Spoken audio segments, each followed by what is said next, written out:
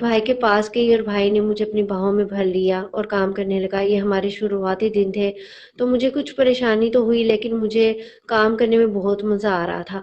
फिर मैं सब भूल गई और फिर हम सारी रात काम करते रहे। 1 मिनट भी नहीं हो पाई भाई। जब काम से थक हार गया तो मेरे पास गिर पड़ा और मैं भी बहुत थक चुकी थी। अब तो उठा ही नहीं जा रहा था। खैर हम कुछ देर आराम करते रहे, फिर मैं उठी और वॉशरूम गई। चेंज करने के लिए खुद को अच्छे से फ्रेश किया। फ्रेश होने के बाद मैं किचन में चली गई अपने, और भाई के लिए नाश्ता तैयार करने लगी।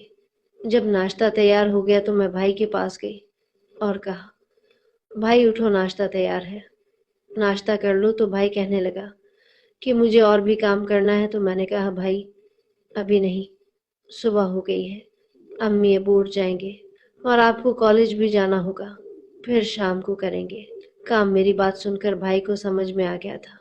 भाई उठा और फ्रेश होने के लिए चला गया। फ्रेश होकर नाश्ते के लिए बैठ गया। मैं भाई से बड़ी थी, लेकिन ये सब काम करने के बाद मैं भाई से नजरें नहीं मिला पा रही थी। खैर भाई ने नाश्ता खत्म किया और फिर कॉलेज चला गया और मैं किचन में बर्तन साफ करने लगी। मैं किचन से फारिग होकर वॉशरूम गई और जो कपड़े मैंने उतारे थे उन्हें धोकर छत पर फैलाने चली गई। मैं छत पर पहुंची तो असद पहले से ही छत पर खड़ा था और मेरी छत की दीवार की तरफ ही खड़ा था। मैंने असद को देखा, फिर नजरें नीची करके अपने कपड़े फैलाने लगी। असद ने दीवार फांदी और मेरी छत पर आ गया। पहले तो मैं थोड़ा डर गई और जीने से उतरने के लिए मुड़ी।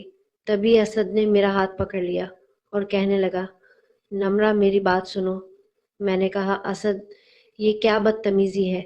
असद कहने लगा, नम्रा पहले तुम मेरी बात तो सुन लो।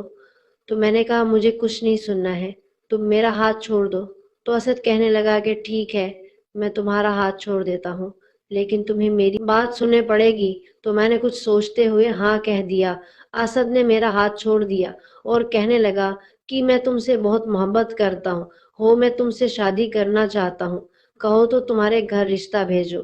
मैं उस्ताद की बात सुनकर हैरान रह गई और सीधे छत से नीचे चली आई और अपने रूम में जाकर सोचने लगी कि असद से दोस्ती कर लो, लेकिन अब तो मुझे आदिल भाई की आदत हो गई है।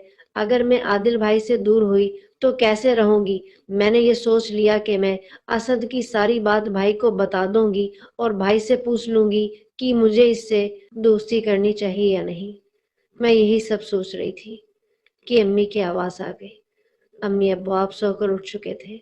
अम्मी अब्बू रुखसार के लिए नाश्ता तैयार कर रही थी। मैं अम्मी की आवाज़ सुनकर किचन में अम्मी के पास चली गई तो अम्मी ने मुझे अब्बू और रुखसार को नाश्ता देने के लिए कहा। हाँ हाँ, और रुखसार ने नाश्ता किया और पापा अपने काम पर चले गए और रुखसार अपने स्कूल चले गए। मैंने अम्मी के साथ किचन का काम खत्म किया और अम्मी नाश्ता करके अपने कमरे में चली गई। मैं भी अम्मी के कमरे में गई और उनसे पूछने लगी कि कल खाला ने आपको किराएदार के लिए बुलाया था तो क्या हुआ। तो अम्मी कहने लगी कि खाला 3 किराएदार बताई हैं, जिनमें से मुझे एक किरदार समझ में आए हैं। तो मैंने अम्मी से कहा कि कैसे किराएदार थे।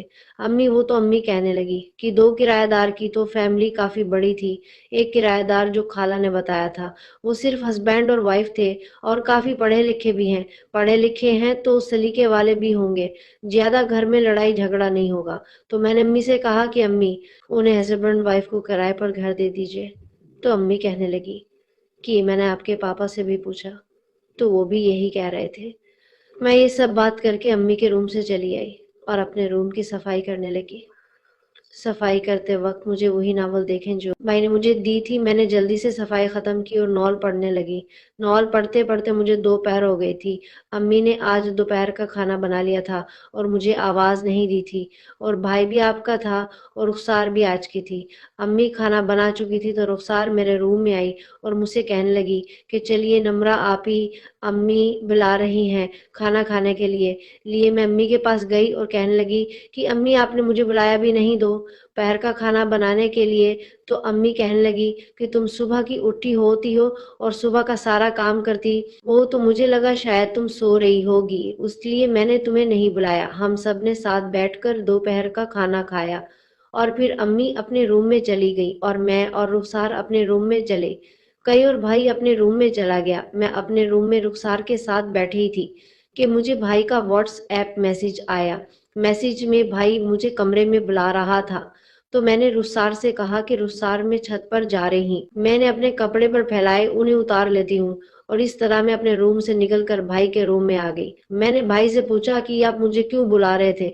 आदिल भाई, तो भाई कहने लगा कि तुमने सुबह तो मुझे मना कर दिया था, लेकिन इस टाइम तुम ही अपने रूम में है, तो अब आपका क्या ख्याल है? नम्रा आपी, तो मैंने कहा भाई मैं आपको मना तो नहीं करती, रुखसार अपने रूम में पढ़ाई कर रही है अगर मैं ज्यादा देर तक अपने रूम में नहीं गई तो फिर रूह असर मुझे ढूंढने लगेगी। तो भाई कहने लगा कि नम्रा आपी, ज्यादा देर नहीं लगेगी, बस 10 मिनट में काम हो जाएगा।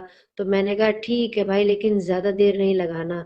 तो इस तरह भाई मेरे साथ दोपहर में ही काम करने लगा। जब हम काम कर चुके तो मैंने भाई से कहा कि भाई मैं आपको एक बात बताऊं। वो तो आदिल भाई कहने लगा कि क्या बात है निमरा पी? तो मैंने कहा आदिल भाई, अब मेरी उम्र शादी की हो गई है और अम्मी पापा मेरे लिए रिश्ता भी तलाश कर रहे हैं और बहुत जल्द उन्हें रिश्ता मिल भी जाएगा। अगर मैं इस घर से दूर चली गई तो आप मेरी बना कैसे रहेंगे?